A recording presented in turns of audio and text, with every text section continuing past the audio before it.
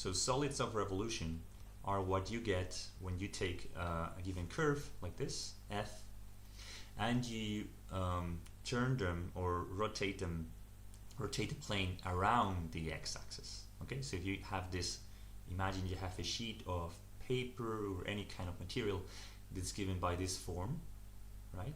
And then you rotate it around the x-axis, you get a solid, right? Well, how do we integrate?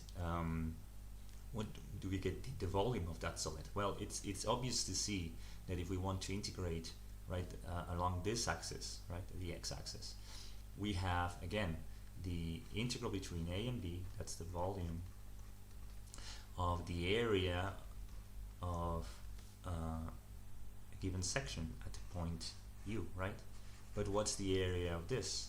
Well, this is just a circle, because this is what you get when you turn around an axis. You get, with the constant radius, you get a circle. The radius of that section here is given by f, so the area of that section is pi f squared, right? So you can substitute here. This is f at u actually, so this is just, or well, instead of using u, let's use x, so that's easier, right? We're going from x equals a to x equals b, and at each point we're integrating over the area of this section, which is given by this pi f squared. So this is pi times the integral from a to b of f squared dx. Okay, this is the formula for a solid of revolution around the x-axis.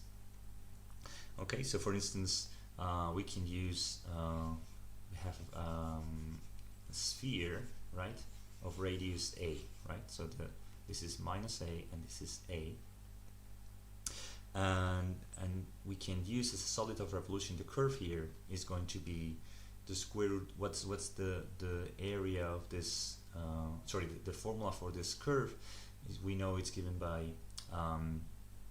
it's what, x squared plus y squared equals a squared, right? That's a circle centered at the origin with radius a, right? We solve for y, so y is the square root of a squared minus x squared, right? Now we have, this is and this is called f of x. So now we use that formula to get that the volume of that sphere, right? So the volume of the sphere is the integral between minus a and a of pi times the square of this, right? So it's a squared minus x squared dx. Now this is pi, and then this is a squared x minus x cubed over 3 evaluated at a minus a. So now we have what? This is, well, you can see that this is,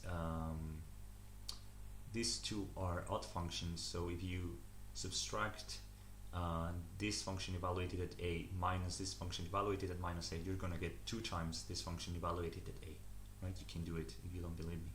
So you get 2 pi, and then you have a cubed minus a squared over 3, but this is 2 pi, so sorry, 2/3 of a of a cubed, so you have 4/3 of pi a cubed, which is the formula for the sphere of radius a, as we all know.